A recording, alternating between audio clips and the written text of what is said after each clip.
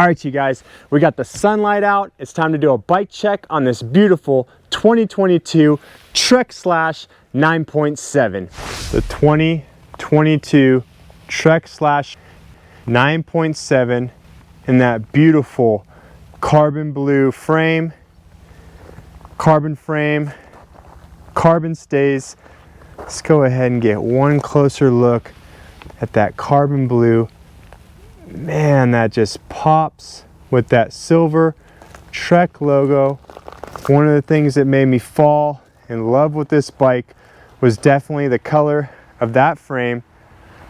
As you guys know, if you guys have watched my previous video, I traded in my Trek Slash 8 for this bike, mainly because I was having issues with the brakes on my Trek Slash 8. This bike comes spec'd with a Shimano build, but let's go ahead and start from the top and I'll run you down through each of the components on this bike. So it's got 170 mils of travel up front, 160 mil of travel in the rear. The suspension for the fork, you got the Fox 36 rhythm fork with those stealth graphics on there that I'm not the hugest fan of. I'm actually gonna get a set of graphics for that fork that match the logo, a silver set of Fox graphics. For the rear shock, you got the Fox Float X2 rear shock. It's got the rebound knob on there with the numbers on it, which is nice. It's always nice to have those numbers to reference in case you want to go up or down a couple clicks. There's no compression knob on there, so that's one of the things that was a little bit of a letdown to me.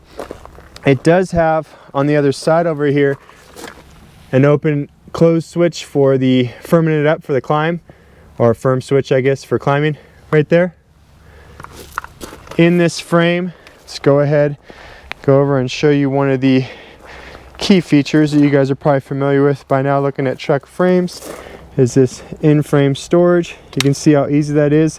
One hand, brand new bike, still got the bag in there. Haven't even rode this bike yet. I thought it'd be nice to do an initial bike check on this before I even ride it. Well, it's still a nice, new, and shiny.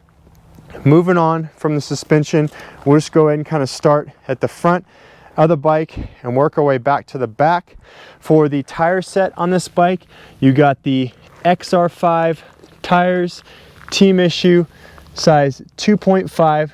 So definitely not the meatiest tires for an enduro bike, but you got some good rolling speed on there, kind of like the halfway point in between like nice and grippy and yet still with some good rolling speed. You got the Line Comp 30 wheel set. This bike does come set up tubeless from the shop, so it's not an extra upgrade that you have to do.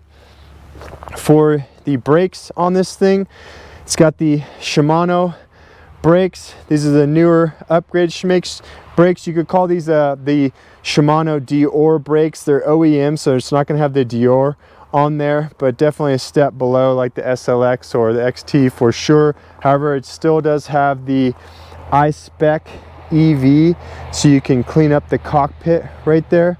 It does kind of suck that, you know, I like the way this Bontrager dropper post lever feels. It's nice and meaty and it's got, you know, I don't know, I like the way it feels. However, it doesn't connect with the I-SPEC, so you can't quite clean up the cockpit as much as you would like. I'll probably end up upgrading that to like a wolf tooth dropper post lever or something like that.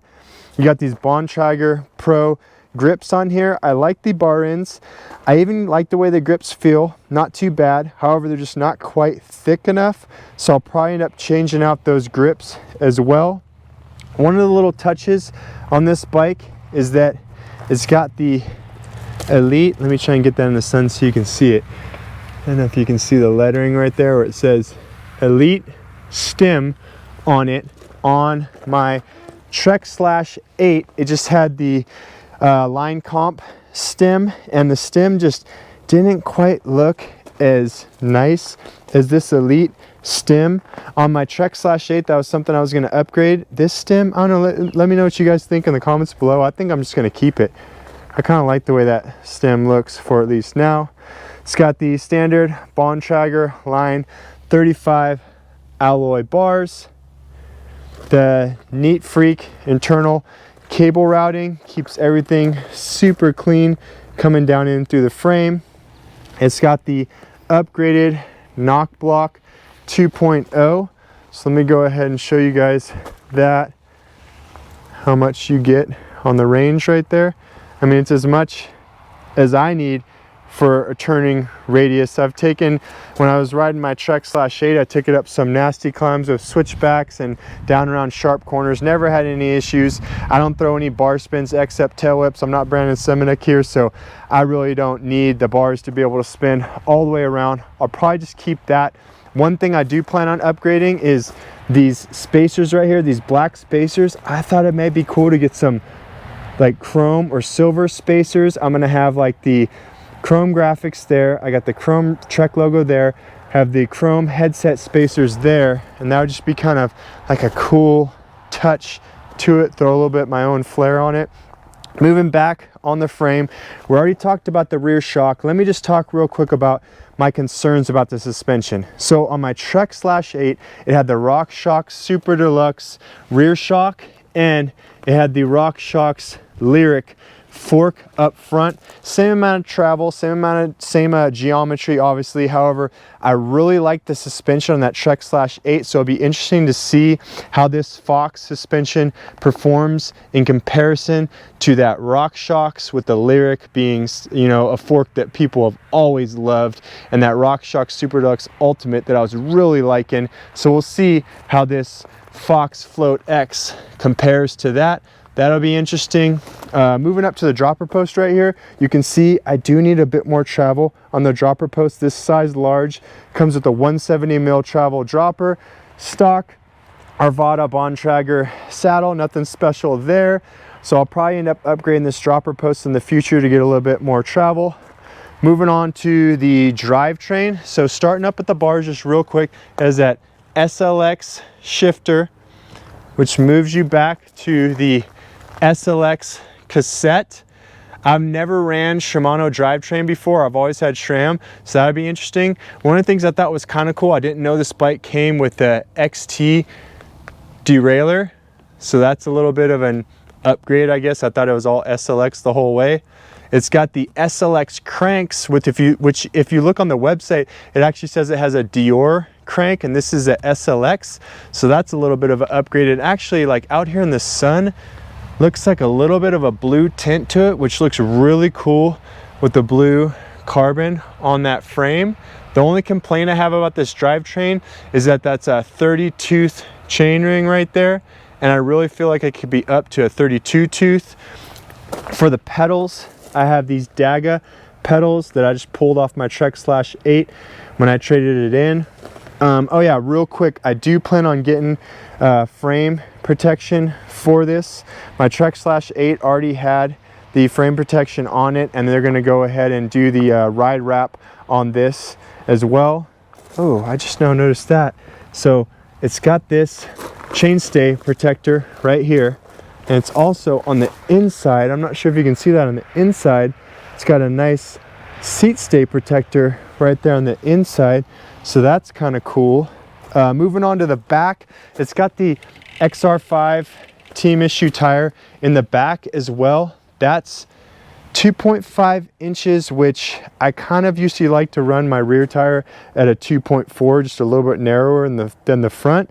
However, on my Trek/8, it had the XR4 in the rear, which I thought didn't have quite enough grip for me. There's a couple times I washed out around corners, so hopefully this XR5 will have just a little bit better grip. Now, the rear hub. If you guys watched my last video, I talked about the must-have upgrade for these Slash bikes. It's super easy to upgrade that rear hub from 54 up to 108 points of engagement. The Trek/9.7, I'm not sure if this is on all 2022 models, came already upgraded, 108 points of engagement. So that was a bonus right there. Brake's not feeling too bad. I'm happy about that. If you guys watched my last video as well, I know I'm referencing that a lot, but that's the last bike I had, was a Trek/8. And the brakes, I had nothing but issues with the brakes on that Trek/8. The SRAM Code R brakes had nothing but issues. So hopefully these Shimano brakes do me a little bit better. Let's go ahead and move on. Oh yeah, one other thing that I want to talk about real quick, if you guys know anything about these Trek bikes, is that they have the Mino link to where you can go into either the high or the low setting. You can see right there, low, high. So when the chip is flipped the way it comes right there from the factory, it's in the low setting. I really like that low setting, the lower bottom bracket. Before my Fuel EX, I had it set in the high setting, and when I got it this way on my Trek /8 from the factory set in that low setting, I realized this is really the right way to go with an enduro bike like this. It's also got the full down frame protection right here with the carbon models. It's actually bolt on, so you can easily take this off to be able to clean. And as a lot of people have already talked about with these newer bikes, it comes with the threaded bottom bracket. I know we're a little bit in the shadows right there, but hopefully you guys can see that. Let's talk just a little bit more about a couple of the other upgrades I have coming in the future. So the next video you're gonna see is me putting on those decals on that fork to get it to match up nice with that frame. I don't know when they're gonna come in the mail, but I also have those headset spacers coming in. I'm gonna put in the bits, the built-in tool right there. Other than that, I'm pretty much going to run the bike stock. If you guys have any questions, you guys have any comments, leave them below. If you guys have made it this far, please smash that like. Share it with a friend if you think they might enjoy this. If you got somebody that just likes to look at new bikes, definitely share this. If you got anybody that's been looking at the Trek Slash and been trying to see if they want to pull the trigger on it. But most of all, it's not about me, it's about you guys getting out there, going riding, getting stoked, and having some fun, people.